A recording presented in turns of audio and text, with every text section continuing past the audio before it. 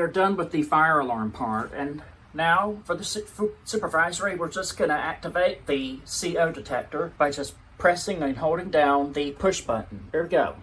3, 2, 1.